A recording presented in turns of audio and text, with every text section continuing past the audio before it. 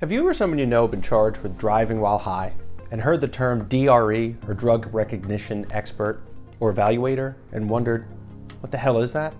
I'm about to explain what a DRE is and what the DRE process is here in New Jersey right now. Hi, I'm Daniel M. Rosenberg. I'm a criminal defense attorney and the founding partner of Rosenberg, Perry & Associates. It is also my personal goal and passion to provide information and education about the criminal justice system before people become involved and entrenched in the system. Today, I'm going to talk about what a DRE is and how the process works and how the state attempts to prove that you are high while driving. So the first thing is, what is a DRE, or a Drug Recognition Expert? So I'm going to take a moment to highlight right now that is the only time I'm going to use the term expert in this video, because it is my position that these are not experts, that this is absolute junk science, and these are Drug Recognition Evaluators.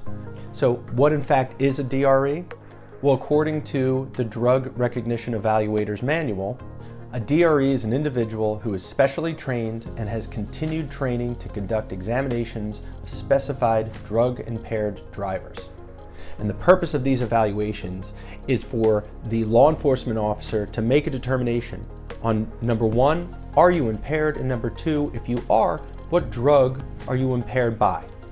So now that we know what a DRE is or is supposed to be, let's talk about how a DRE conducts a drug recognition evaluation.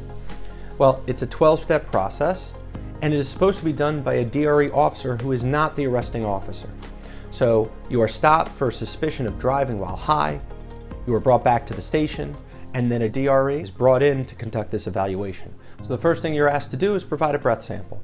After you provide a breath sample, the next thing that's done is the DRE evaluator then talks to the arresting officer. The arresting officer provides information such as, oh, I don't know, I found a bag of white powdery substance. So that tells the DRE we're probably talking about narcotics. I don't know how that relates to determining impairment, but that's part of the process. All right, the third step is a preliminary examination, a preliminary physical examination, and that's where your pulse is taken and they determine your pupil size. I want to stop right now and I'd ask you to Google pupilometer and see what comes up, and what you're going to see are medical devices that cost somewhere in the range of $200 to $500. So now that you know what a pupilometer is, I'm telling you that is not what law enforcement uses. They use this. It's a made-up pupilometer. They hold a card next to your eyes, they lift it up and they say, that's the size you are. Why aren't they using a medically approved pupilometer? You're focused on all the wrong details, people. The next step in the evaluation process, step number 4, is to perform the HGN, the Horizontal Gaze Nystagmus Test, which has never been determined to be scientifically reliable by the New Jersey Supreme Court. So again, not approved by the New Jersey Supreme Court, but it's an integral part of this process. I'll keep going. Step number 5, there is a divided attention test, the Romberg modified test. And the Romberg test was modified by, wait for it, law enforcement. Was there a scientist involved? Was there a medical professional involved? No, they modified it on their own. They also asked you to do standardized field sobriety tests. Standardized field sobriety tests have been scientifically studied with regard to alcohol. What about drugs? No studies. But they use it to help them determine whether or not you're high. I'll keep going. Next is to take vital signs, pulse, blood pressure, body temperature. Next, there's dark room eye tests, where your pupil sizes are again tested in normal room light, near dark light, and under direct light. Step number 8, check muscle tone. You have 3 options: normal, flaccid, or rigid. What's flaccid? What's the difference between flaccid and normal? Any doctors involved in this? Nope. Step number 9, check for injection sites. Take their pulse again. Step number 10, interrogation of the subject, i.e., hey, did you do drugs tonight? What drugs did you do? When did you do them? All that information is taken together, and step number 11 is the evaluator provides an opinion. Step number 12 is they ask for toxicology.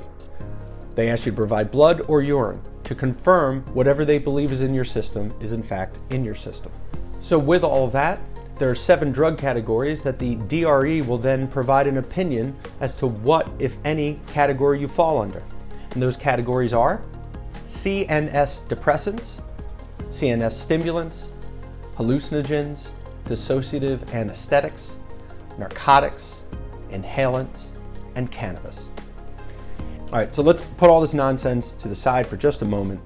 What is the effectiveness of DREs conducting these evaluations and getting it right? Meaning, I don't know what drugs you're on, I do my evaluation, I render an opinion.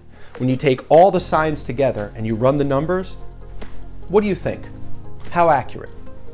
I'll tell you, it's 53%. That's right. All the stuff we're talking about, the pupils, the blood, and ultimately, you flip a coin and you're just as accurate. These are drug recognition evaluators, and this is what the state of New Jersey uses to prove that you're high when you're driving. This is crazy. And while you can probably sense my pessimism for the accuracy of these tests, I haven't even begun to tell you the problems I have with it. One of them is that none of these tests distinguish between therapeutic levels of medication in your system and levels in your system that cause impairment.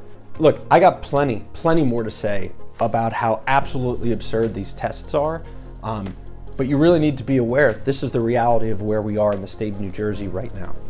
So if you or someone you know has been charged with driving while high in the state of New Jersey, you absolutely should be talking to an attorney. If you need assistance, feel free to contact our office. We're happy to help in any way that we can. And if you like the contents of this video, please like and subscribe to our YouTube channel. And if there's a subject or story you'd like to learn more about, please contact my office or leave a comment below. I'd love to hear about it. We are criminal trial attorneys. We have your back. That's what we do.